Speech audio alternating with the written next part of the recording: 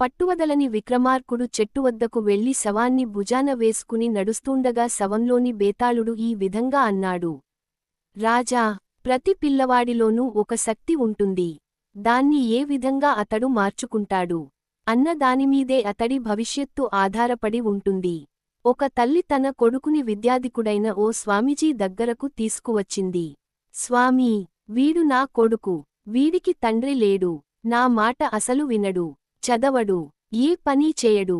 కాస్త 4 మంచిమాటలు చెప్పి బాగు చెయ్యండి అని కోరింది.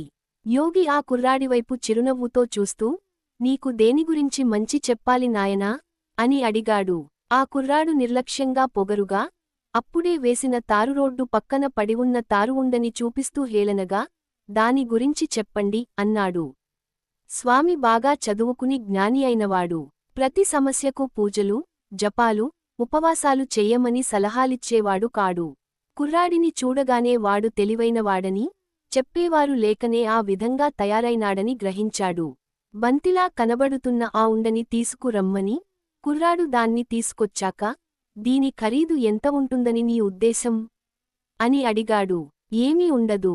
దానిలోని తారు ఖరీదు ముందే చెప్పినట్లు ఆ కుర్రాడు తెలివైనవాడు. ఇందులోని తారు ఖరీదు 10 రూపాయలు ఉండవచ్చునేమో అన్నాడు. అవును నిజమే అన్నాడు స్వామి. కాని ఆ పెట్రోలియం మూలపదార్థాన్ని మరోలా మార్చగలిగితే అప్పుడది ప్లాస్టిక్ అవుతుంది. ఈ మాత్రపు బంతిలోంచి 10,000 సన్నటి తీవెలు తయారు చేయవచ్చు. జాగ్రత్తగా విను నాయనా. మనిషి గుండె ఆపరేషన్కు ఉపయోగించే ఆ ఒక్కొక్క సన్నటి తీవె ఖరీదు 10,000 రూపాయలు. అంటే 10 రూపాయలు విలువ కూడా చేయని నీ చేతిలోని తారు తన స్థానం మార్చుకుని పరిణితి చెందగలిగితే దాని విలువ 10 కోట్లు అయ్యిందన్నమాట అంటూ ఆగాడు. ఆ కుర్రాడు అసువుగా చెప్పిన ఆ ఉదాహరణ విని అప్రతిభుడయ్యాడు. స్వామి కొనసాగించాడు, కాని ఓసారి తారుగా మారిపోయాక ఇక నీ జీవితం కూడా అంతే. ముడిపదార్థంగా ఉన్నప్పుడే దాన్ని కావలసిన రీతిగా మార్చుకోవాలి. కాళ్లక్రింద తారువి అవుతావో, గుండె కదిల్చే తీగెవి అవుతావో తేల్చుకో. జ్ఞానోదయమైనట్టు కుర్రాడు నమస్కరించాడు. ఈ ఉదాహరణ చెప్పి బేతాళుడు, రాజా, వేపపండు లాంటి ఈ చిన్ని కథలో విశ్వవ్యాప్తమయ్యేటంత జ్ఞానం ఉంది. కొన్ని కోట్ల జ్ఞాన బిందువుల సముదాయం మెదడు. దాన్ని ఎలా వాడుకోవాలో మనిషే నిర్ణయించుకోవాలి. కొందరి మెదడు బుల్లితెరని సృష్టించగలిగే అద్భుత జ్ఞానాన్ని కలిగి ఉంటుంది.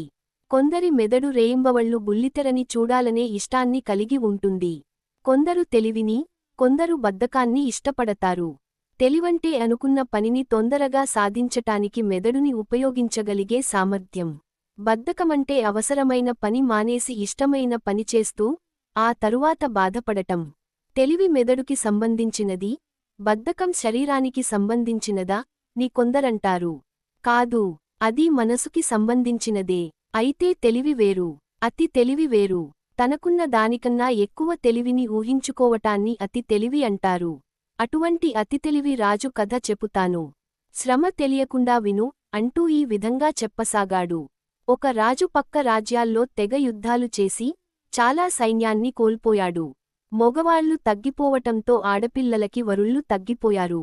పెళ్లికాని ఆడపిల్లలు ఎక్కువయ్యారు. మరోవైపు సైన్యంలో చేరటానికి యువకులు మృగ్యం అయ్యారు. అప్పుడు రాజుగారికి ఒక మహత్తరమైన ఆలోచన వచ్చింది. మంత్రిగారిని పిలిచి, ప్రస్తుతం మనదేశంలో మొగ, ఆడపిల్లలు పుట్టుక నిష్పత్తి ఎలా ఉన్నది అని అడిగాడు. దంపతులకి సగం మంది ఆడపిల్లలు, సగం మంది మొగవారు పుడుతున్నారు, సమానంగా ఉన్నది రాజా. కాస్త అటూ ఇటూ అయినా సగటున దేశంలో అన్నాడు మంత్రి. రాజుగారు గాఢంగా శ్వాస పీల్చి, ఈ రోజు నుంచి కొత్త శాసనం ప్రవేశపెడుతున్నాను. మొగపిల్లవాడు పుట్టిన దంపతులు రెండో కాన్పుకి ప్రయత్నించవచ్చు. మళ్ళీ మగపిల్లవాడే అయితే మూడోసారి కూడా ముచ్చట పడవచ్చు. ఆడపిల్ల పుట్టిన వారైతే వెంటనే అంతటితో ఆపుచెయ్యాలి అన్నాడు. మంత్రి బిక్కమొహం వేసి, కళాత్మక చిత్రంలో కథలా నాకొక్క ముక్క అర్థం కాలేదు మహాప్రభో. సరిగ్గా సెలవీయండి అన్నాడు. అప్పుడా రాజు విశాలంగా నవ్వి, మేధావులకి, మంత్రులకి అదే తేడా. నీలాటి వాడు మంత్రి అవటం వలనే దేశం ఇలా ఏడుస్తోంది. నేను చేసిన ఈ సంస్కరణ వల్ల ఆడపిల్లల జననం ఒకరితో ఆగిపోతుంది.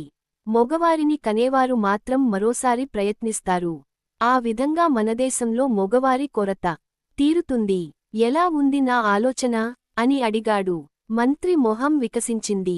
మనదేశంలో సైన్యాన్ని పెంచటం కోసమూ, ఆడపిల్లల సంఖ్య తగ్గించటం కోసమూ మీకు వచ్చిన ఆలోచన అద్భుతం, ఈరోజే చాటింపు వేయిస్తాను అని అక్కడ్నుంచి వేగంగా వెళ్ళిపోయాడు.